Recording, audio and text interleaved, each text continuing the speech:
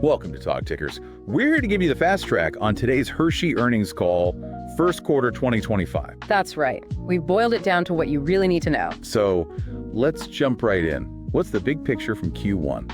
Well, the headline number wasn't exactly sweet. Hershey's earnings per share, the EPS, saw a pretty significant drop in the first quarter. How significant are we talking? Over 30% down. And looking ahead, well, the forecast for the whole first half of the year is also expected to be down roughly 30% for EPS overall. Oof, okay. A tough start. Yeah. But I heard maybe some better news for the second quarter on the sales front. Yeah, that's right. Q2 net sales are actually anticipated to be pretty strong. What's behind that optimism then? It's mostly about timing, really. You've got Easter landing in Q2 this year, which helps. Plus, they're comparing against last year when they had that, ERP system implementation, which impacted results. So an easier comparison. Got it. So timing helps the top line. But what about profitability? I saw something about margins getting squeezed. Yeah, that's the flip side.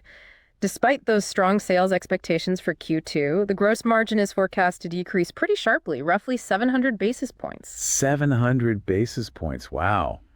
That's 7%. What's driving such a big drop? Tariffs. That seems to be the main culprit flagged for that Q2 margin pressure. Right, tariffs.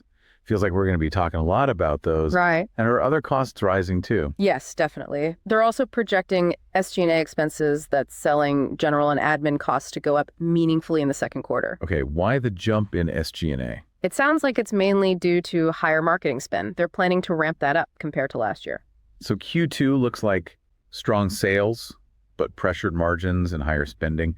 What about the outlook beyond that? Are they still hopeful? They are. Despite these, near-term headwinds, Hershey says they still expect to get back to earnings growth next year. That's even factoring in the current tariff situation. But it sounds like it won't be easy. No, they definitely acknowledge that. They said the path to growth is narrower now, more challenging, basically. And zooming out to the full year, 2025 overall, what's the EPS forecast? The outlook right now for the full year is still a decline in the mid-30s% range for EPS. Mid-30s. Okay, so that implies the back half of the year sees a similar rate of decline as the first half. Yeah, that seems to be the implication of that full year guidance. All right, let's dive deeper into those tariffs then. They seem absolutely central to the story right now. What specifics did they give? Okay, so for Q2 specifically, they estimate the hit from tariffs will be somewhere between $15 and $20 million. 15 to 20 million, and that's somewhat cushioned, right? Exactly. They mentioned that existing inventory helps soften that blow a bit for Q2, but looking ahead to Q3 and Q4, that's where it gets potentially much bigger. How much bigger? The unmitigated impact, meaning, before they try to offset it, could be up to $100 million per quarter. 100 million, wow, per quarter. That is substantial. Which tariffs are causing the most pain? It's mainly two things. Tariffs on cocoa, which is obviously key for them, and then retaliatory tariffs from Canada. Together, those make up about 2/3 of that potential 100 million impact. Okay, cocoa in Canada. So what are they doing about it? Can they mitigate that 100 million? Well, they're certainly trying. They talked about actively pursuing government action, especially on the cocoa tariffs. And they're pulling various levers internally, too. Like what kind of levers? Things like lobbying, trying to find more productivity savings, looking at pricing adjustments, different sourcing strategies, maybe even changes in manufacturing. Sounds like a full court press. Did they say when we'd hear more specifics? Yeah, they mentioned giving more details on those mitigation actions around the middle of the year. So something to watch for. Okay. Shifting gears a bit, let's talk about the consumer. Are people cutting back on chocolate and candy with, everything going on economically? They did note a general softening in consumer sentiment. People are definitely looking for value more. Makes sense. But how's it impacting Hershey specifically? Interestingly, they said their categories, especially chocolate, have actually held up pretty well. Resilience seems to be the word. Even with higher prices? Yeah. We've seen prices go up on their stuff. Yeah, that's the notable part. They said elasticity is basically how much demand changes when price changes have remained pretty strong for their everyday chocolate. People still seem to want their Hershey bars. Interesting. Any other consumer trends they mentioned? They did see some positive signs starting in April. Trip frequency at convenience stores started picking up. And they mention seeing some green shoots in their instant consumable business, the single bars and packs you grab on the go. Why the improvement there? Seems linked to getting more merchandising displays out there. And they expect more improvement in the back half, helped by their summer and fall marketing programs and some new products. What about market share? Are they gaining or losing ground? Year to date, their market share is actually positive. Oh, really? Why is that? Again, it comes back to the timing of Easter being later this year. That helped their share numbers early on. And looking forward. For the second half, they expect their share to be sort of neutral to maybe slightly up. They think strength in their sweets category will be the driver there. Ah, sweets. You mentioned that. Sounds like a bright spot. Definitely. They talked about strong momentum in sweets like Jolly Ranchers, Twizzlers. They see real long-term growth potential there. What's driving that growth in sweets? They think it's tapping into, generational trends, changing demographics. Plus, they've had success with innovation, new forms, different brands within that sweets portfolio. Okay, innovation seems key. They also mentioned a big investment in production, right? Mm-hmm. Particularly for Reese's. Absolutely. They highlighted the new Reese's chocolate processing facility. It's part of this huge, billion-dollar expansion plan. $1 billion.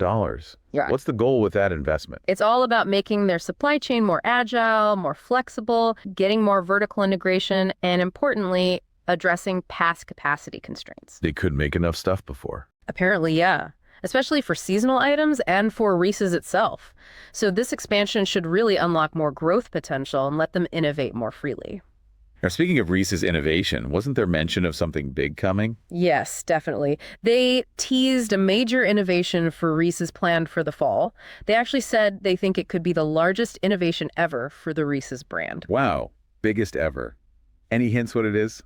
Not really, just that it addresses something consumers have apparently been asking for a long time, so high expectations there. Okay, definitely one to watch. And any other innovation news? They also mentioned expecting low single-digit growth for their everyday chocolate TMG, they call it, in the back half. And that's going to be supported by some strong but currently unannounced innovation as well. All right, let's pivot to the regulatory side. Anything on the horizon they're watching?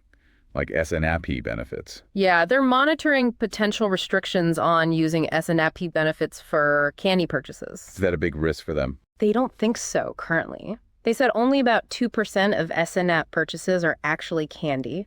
And interestingly, buying patterns between S&AP and non-S&AP households for their products are pretty similar, so they don't anticipate a material impact right now. What about ingredients? There's been talk about banning certain artificial additives. Yes, they're definitely aware of that and being proactive. They mentioned work is already underway on using more natural colorings, for example. Which products would be most affected if those bans happen? It sounds like the sweets portfolio would be more impacted, as those products tend to have more complex ingredient lists with additives. Chocolate products, they noted, are generally simpler and less exposed. Got it. So strategically listening to all this, it sounds like Hershey really wants to be seen as more than just a chocolate company. Exactly. Their stated vision is to become a snacking powerhouse. Snacking powerhouse. How do they plan to do that? By leveraging their core strengths, obviously, but also expanding into what they call white spaces like sweets, which we discussed, but also better-for-you snacks and salty snacks. Right. They bought Lesser Evil recently, didn't they? Yes, that acquisition fits right into that strategy. Strengthening their presence in better-for-you, reaching younger, maybe more diverse consumers, tapping into different snacking occasions. And how are they using their cash? Prioritizing these kinds of acquisitions over, say, buying back stock? It seems so, for this year at least. They explicitly said no share buybacks planned for 2025.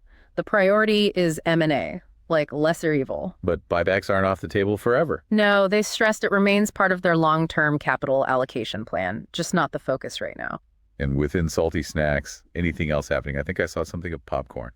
Yeah, they mentioned they're actually reducing some of their private label popcorn manufacturing. This is happening as their branded business, specifically DOT's pretzels, continues to grow really strongly. So shifting focus there. Okay.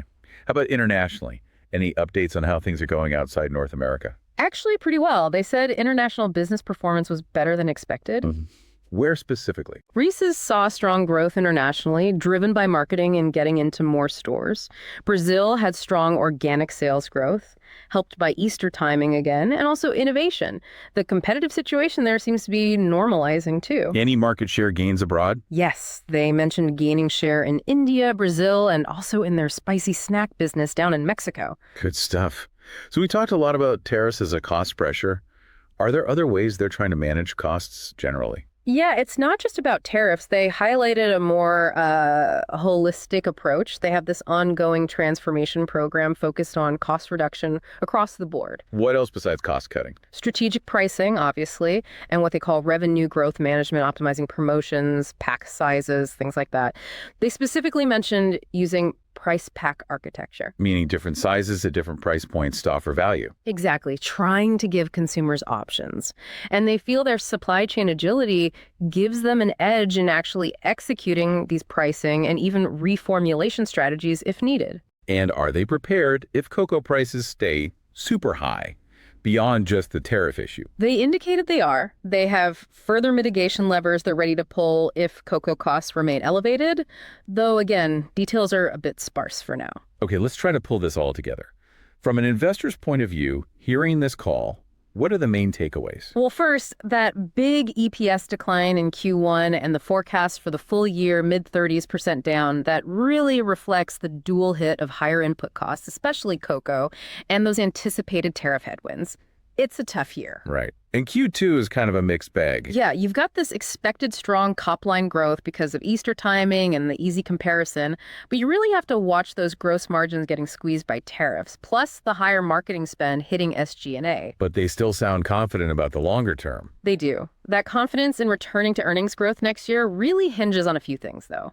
Their mitigation efforts have to work. That big Reese's innovation needs to land well. And they need continued strength in sweets and salty snacks. And the move beyond just chocolate seems important.